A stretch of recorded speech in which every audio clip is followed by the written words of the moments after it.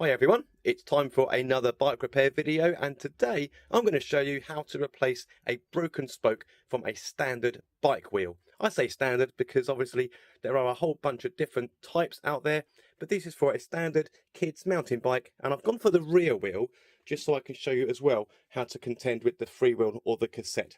Okay, so the broken spoke is around here somewhere, and usually you can tell if it's broken because the wheel has gone, there we go, massively out of true. Sometimes you can actually hear a metallic clunk, particularly if you go over a pothole or similar. So the reason I've gone for the rear wheel is to show you the added issue of the spoke being reattached and indeed removed with this in the way. You've got to deal with this as well, but actually for the front wheel it's exactly the same. So in terms of the freewheel in this respect, you need to get yourself a freewheel remover, and then it's a simple case of removing the freewheel. If it's a cassette, then of course you'll need a cassette remover. They're not going to be this loose normally. I just geared it up so I didn't have to put brute strength into it off camera.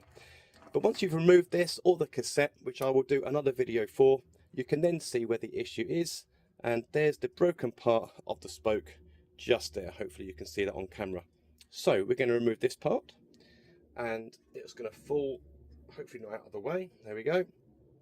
And this is what is known as a J-bend spoke, which are the most common types of spokes seen on bikes. Now, of course, this is out of the way, but you've still got to contend with this part of the wheel where the spoke is running out outside the rim.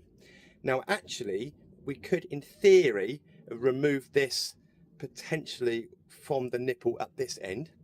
But for the purpose of the video, and indeed to help you reattach another spoke, we are going to now deflate the tyre. We're going to remove the tyre and the inner tube, and then we'll show you how to do it exactly from start to finish.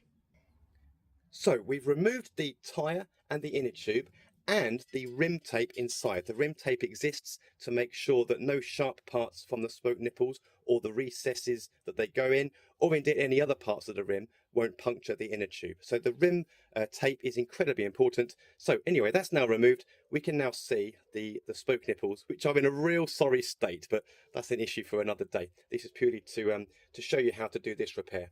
Now, because this is broken at this point, we can actually just push the spoke through and remove the whole process, the whole thing. For you, it might be a slightly different issue, in which case you might have to unscrew the spoke from the nipple. But if I take the whole thing out, just pop the wheel down for a moment, you'll see that this is a threaded part at the very end. You might just see the threads on camera, and these two just come away from each other. Now, because this is a wheel purely for demonstration, I'm going to replace both parts to show you.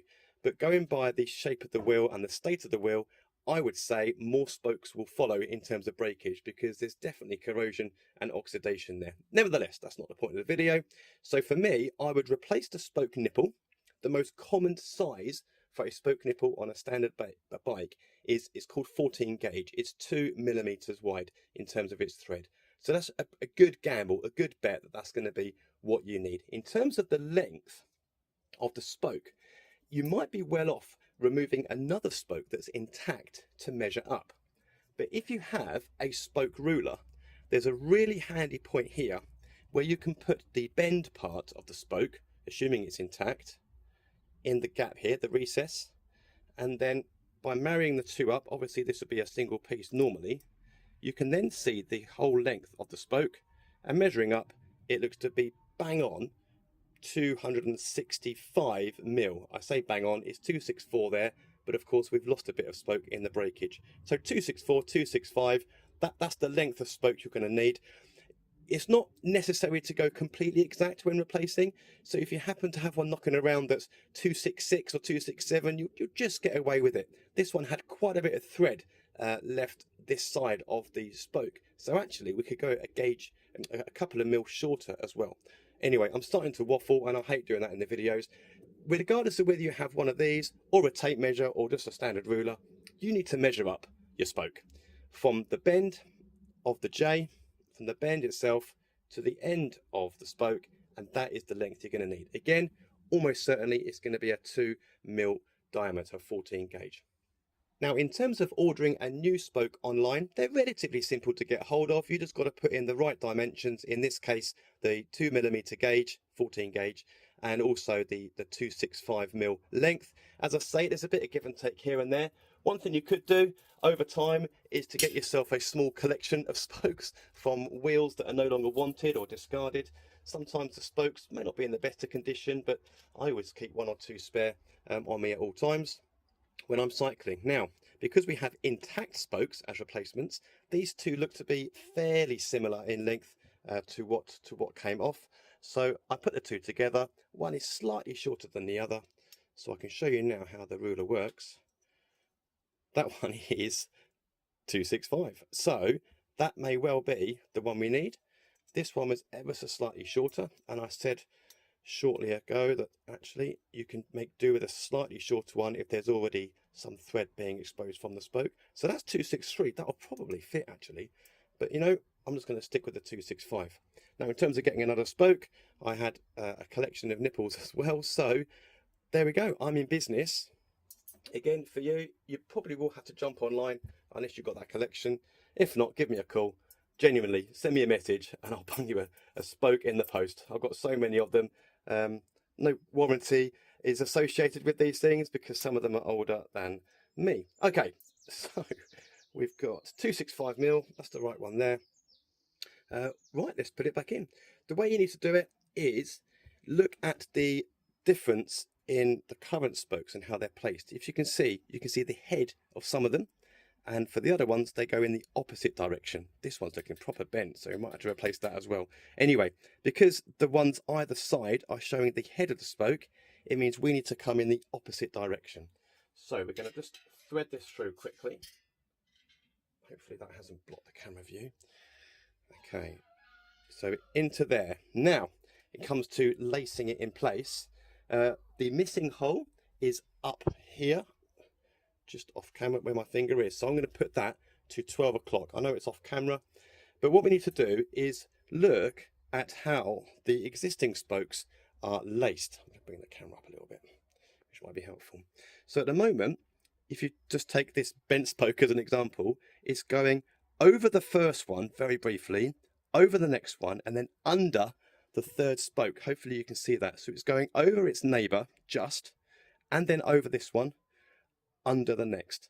So we're going to do the same. We're going to go over the neighbour, we're going to go over this one, and then under this one, which means a little bit of bending in the spoke, nothing horrendous, just a slight bit of a kink, and there we go. It's ready to go up into the hole just there. Now you can possibly see it just poking through just here. We're now going to pop this spoke nipple through and righty-tighty looking down onto the rim. So as we're looking on camera here, we're going to tighten this up. Fingers are in the way, so I'm going to use a screwdriver. There we go. And we're just going to screw this in.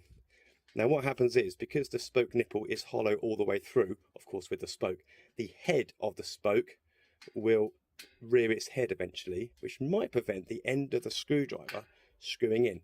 Now that actually means that your spoke possibly is a bit too long, and we could have gone for the 263. Nevertheless, we then get a spoke key, which I've shown in my how to true a bike wheel video, and we just continue to tighten. Remember, it's righty-tighty looking down, therefore it's the other way, lefty-loosey, looking up. Here we go. So we're starting to tighten up now. Now, of course, we don't know how tight the spoke needs to be, but that's a fairly good tension at the moment. It won't be anywhere near tight enough.